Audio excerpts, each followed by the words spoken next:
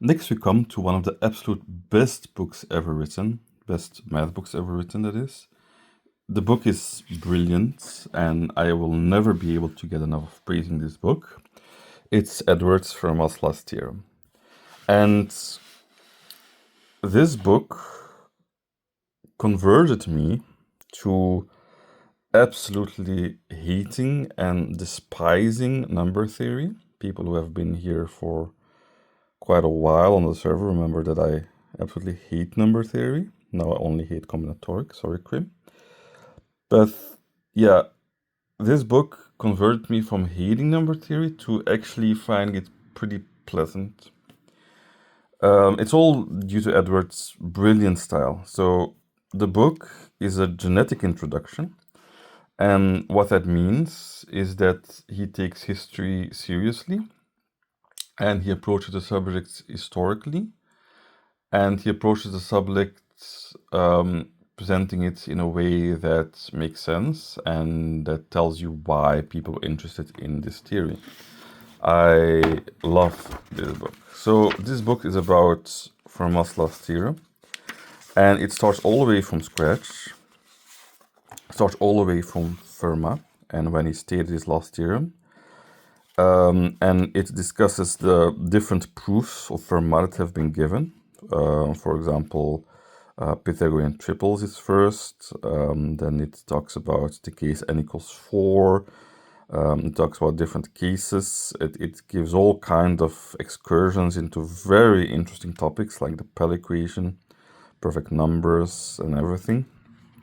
And the fun thing is that if you've done abstract algebra and seen all these very different theorems, like Wilson's equation or from a Little theorem, here you see where they come from. You see why people cared, why Fermat cared to do all of that stuff. And it just makes so much more sense. So after Fermat, the book goes into Euler, and then goes to Kummer and Kummer's theory of ideals. And then it goes to Fermat's last theorem for regular primes and the class number. It goes into divisor theory and Gauss' theory of binary quadratic forms, and finally the Dirichlet class number formula. The book goes really deep and it's very interesting. Very interesting to read why everything has been done the way it has been done. It offers you a lot of very interesting practice problems, not just good problems that you can find in any book. Like some books have better problems than other books, but here the problems are, in a sense, historically motivated. They tell you, they want you to fill in some detail from history. They want you to solve a problem that has been done historically, and so on. I think if you're like me and you're not very interested in number theory, or if you are very interested in number theory, this book you should absolutely give it a go. It's really well written. Crimson, I don't know why I didn't do this book yet because I highly recommend doing it. Yeah, it's amazing. It's absolutely amazing. It's absolutely one of the best books I've ever worked through. It's brilliant. Then the next book is a book that Czech knows really well. It's Klenke, Probability Theory, a Comprehensive Guide. And the book says comprehensive guide, and it really means it. It really is a very comprehensive introduction to probability theory. It starts from basic measure theory and goes through independence, generating functions. It has a lot of emphasis on applications, like you see here, the Poisson process application. There's another application where they have different processes, optimal stopping rule, optional stopping rule, the Finetti's theorem. It's a very deep book. The book grows really in depth. I like this book. It eventually goes to stochastic differential equations, Poisson processes, the law of iterated logarithm. It's a very, the book goes really deep and it's a very modern book. The problem with this book, though, is that the problems are very difficult. Very difficult. And I remember wanting to work through this book, and I knew measure theory at that point, so that was not a problem. But I want to work through this book, and I hit the problems, and I was just stuck because they're so hard, and I just tried everything until I had to look up the solution, which was not trivial at all. So these books are like this book is like very difficult. Yeah, if you just want to learn probability theory to be able to apply it, or even it's I don't know who this book is for, to be honest. The theory is really good. The theory is absolutely good, but I guess the problems kind of destroyed my confidence in the book, and I didn't really finish it in the end because it was so difficult. So yeah, I'm not sure who I would recommend this book to. It's this very nice application. Like here you have this a cluster, and you find between every 2 points you can add a random line or subtract a random line, and then you want to see if there's like a closed cluster going off to infinity. These are very interesting applications. So I would definitely recommend the book for its applications and for the amazing theory and the way they explain the theory. It's very beautifully done, but the exercises are just, not fun. Next book is James Witten Hasty Tipshirani, an introduction to statistical learning with application in R. So this is basically an R-motivated introduction to learning, learning different things, so like what is statistical learning and how to do it in R. It has regression, classification, it has resampling, it has regularization, beyond linearity, tree-based methods, support vector machines, unsupervised learning. So yeah, all kinds of learning, which now is called machine learning or even AI, puke. And yeah, the book really does it with R, so it gives a lot of R codes. It doesn't really give too much in-depth applications or in-depth explanations rather. But yeah, I think if you want to implement some stuff and really want to use R and learn how R works and how to learn in R, this is a good book, but it should only really be a supplement. Here we have Statistical Methods, the Geometric Approach by Seville and Wood, which is a book on the geometry behind statistics. So it starts off with Geometric Toolkit, so it's talked about vectors, and then it goes off into the statistics, like single population questions, two populations, several population questions, orthogonal contrasts, polynomial contrasts, randomized block design, Latin square design, simple regression, analysis of covariance.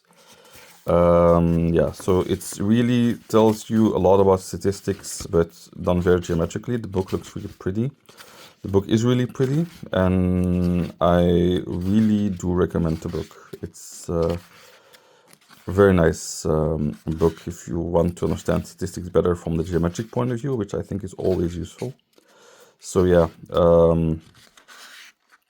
definitely a book that if you're interested in statistics, you want to work through. Very highly recommend this one. There's another one on the geometry of statistics that I will present a bit later that I really like, but this one is already very good. Next, we have Applied Missing Data Analysis by Enders, which is all about what to do when you don't have certain data. So it talks about traditional methods like list-wise or pairwise deletion. For example, if you don't have some data on a subject, you just delete the subject from the study, which can cause biases. And it talks all about these biases, and it talks all about ways to handle missing data in a sense, and what kind of missing data can do for your study or can harm your study. It's a very interesting methodological thing. I'm really interested in missing data and the way to handle it. And I think this is a pretty good book for it. Definitely not for everybody, of course, since missing data is kind of a niche topic, even though it does occur a lot. But yes, I would definitely recommend this book. It's really nice. Next, we have a very old book. Here we have the Schaum's Outline to Statistics by Spiegel.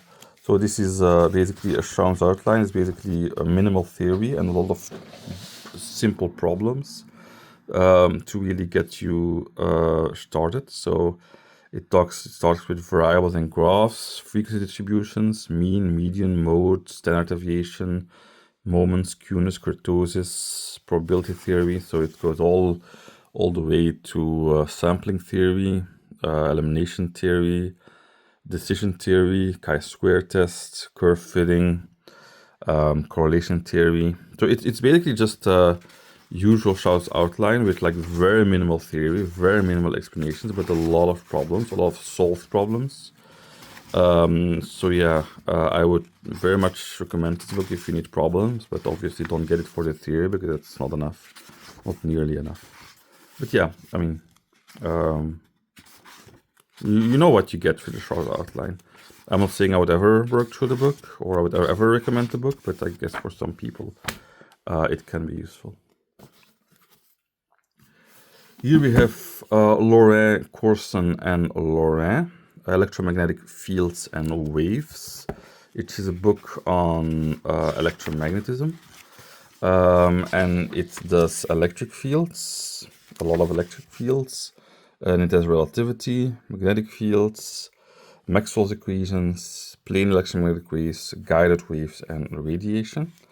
I did a lot of this book, but I quit it because I think the problems are too weird.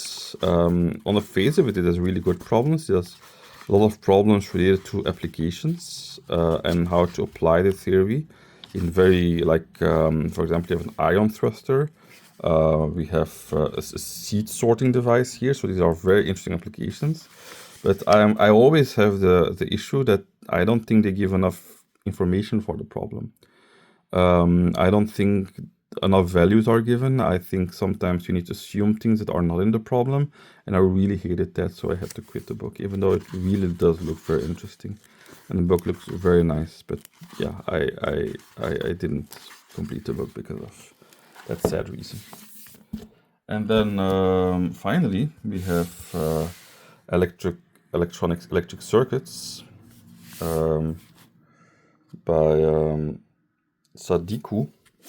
So it's a book on circuit theory.